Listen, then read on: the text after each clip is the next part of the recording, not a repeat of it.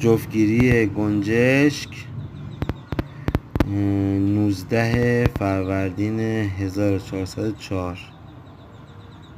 تعداد دفعات جفتگیری گنجشک خیلی زیاده، به خاطر همین یکی از قوی ترین پرنده هاست و گوشت خیلی قوی هم داره. اونایی که بدنشون ضعیفه توصیه میشه که گوشت گنجشک بخورن.